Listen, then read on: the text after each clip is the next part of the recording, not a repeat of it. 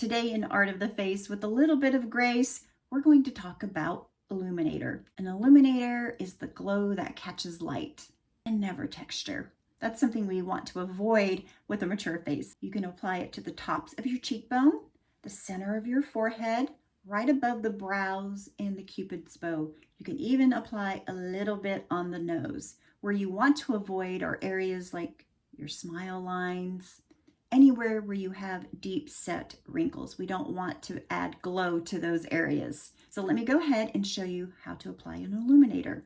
There are different methods. You can use your perfector, you can use a brush, or you can use your fingers. So I'm going to use the perfector just to change it up a little bit. In my palette, I have the illuminator, and what I'm going to do is take my perfector, just the tip of it, and press in. And then go on the cheekbone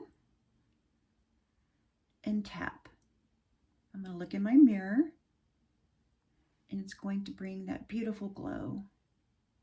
You can apply your illuminator before your blush color or after. Right now, I'm just going to do it before. Press into my palette and then tap the illuminator on the cheekbone. Look at that, it captures the light. It's so beautiful. Always remember, tap, don't swipe. And look in the mirror and look back and you will see how that illuminator just captures the light and provides you that youthful glow. I'm going to use my finger now and apply the illuminator on my Cupid's bow. Just a little bit. Blend. Not too much, because a lot of times as we mature we have deep set wrinkles. If that's you, skip that altogether, but just on the bow.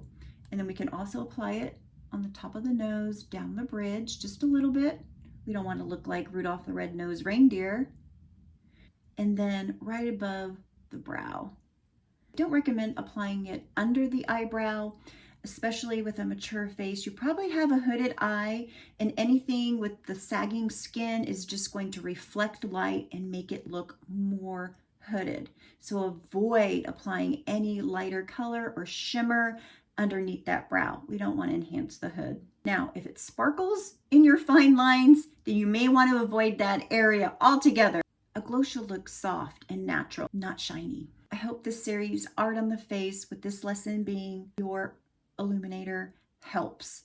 Remember to take a look at all my other series so you can learn more about how to apply your makeup to a mature face. Here, always remember, makeup is never rushed, never harsh, and never about fixing, about honoring your face, taught with a little bit of grace.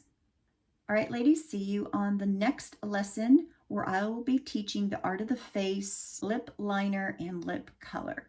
Thank you for being here.